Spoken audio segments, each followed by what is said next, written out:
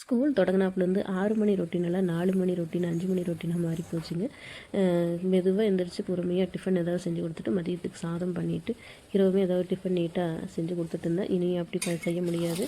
காலையில் ஏதாவது டிஃபன், மதியத்துக்கு லஞ்ச் பேக் பண்ணணும். இன்றைக்கி காலையில் தங்க சம்பா சாதம், புடலங்காய் கடலைப்பருப்பு கூட்டுங்க. அடுத்ததாக முட்டைக்கோஸ் பொரியல், சுட சுட மிளகு ரசங்க. இந்த புடலங்காய் கூட்டு எப்படி செய்கிறதுனா, மண் சட்டியில் தண்ணி ஊற்றி வச்சு தண்ணி நல்லா கொதி வந்த பிறகு கடலைப்பருப்பு சேர்த்துக்கலாங்க. கடலைப்பருப்பு ஒரு அரை மணி நேரத்துக்கு முன்னாடியே ஊற வச்சிட்டோம்னா கொஞ்சம் நல்லா வெந்துக்கும். ஒரு அரை மணி நேரத்துக்கு முன்னாடி ஊற வச்சு நம்ம மண் சட்டியில் சேர்த்துக்கலாங்க. அது கூட கொஞ்சமாக மஞ்சத்தூள், விளக்கெண்ணெய் இது ஊற்றி நல்லா பருப்பு வேகட்டுங்க. அதுக்குள்ளே நம்ம காய்கறி எல்லாம் அரிஞ்சு வேக வச்சு எடுத்து வச்சுக்கலாம். இட்லி பாத்திரத்தில் தண்ணி ஊற்றி வச்சு இந்த புடலங்காயை கீழ் தட்டிலையும் நம்ம என்ன பொரியல் செய்கிறோமோ அந்த காயை மேல் தட்டிலையும் வச்சு வேக வச்சுக்கலாம். நம்மளுக்கு ஒரே கல்லில் 2 மாங்காய் மாதிரி விரைவாக வெந்துடும். நம்ம இதெல்லாம் தாளிப்பு கொடுக்குறக்குள்ளேயே இட்லி பாத்திரத்தில் காய்கள் வெந்துருங்க. இது ஈஸியான டிப்ஸு, கண்டிப்பாக நீங்கள் ட்ரை பண்ணி பாருங்கள். அது மட்டும் இல்லாமல் இந்த ஆவியில் வேக வைக்கிறப்ப அனைத்து சத்துக்களுமே அப்படியே இருக்குது. காய்கறியோட மனம் மாறாது. இந்த மாதிரி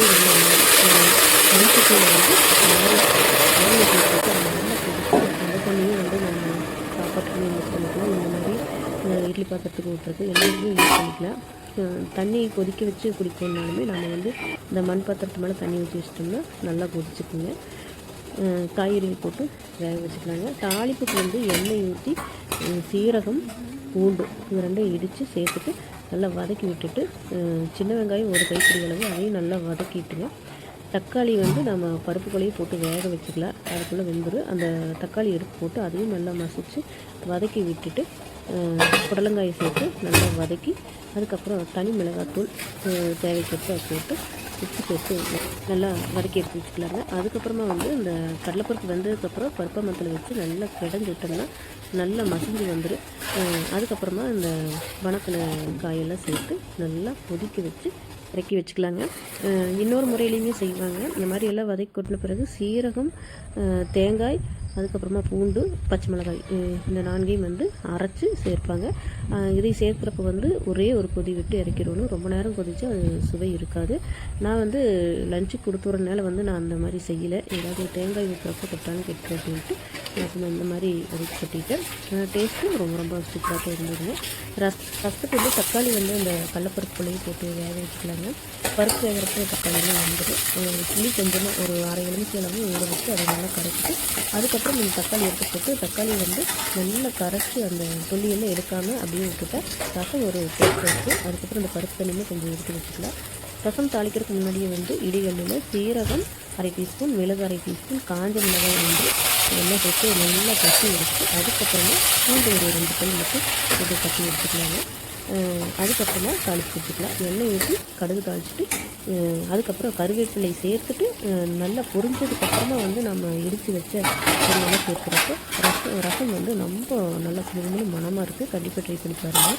நம்ம இதெல்லாம் வதக்கிட்டு அதுக்கப்புறம் கருவேப்பிலை போடுறப்போ அந்த சுவை நிறையாவே மாற்றம் தெரியுது.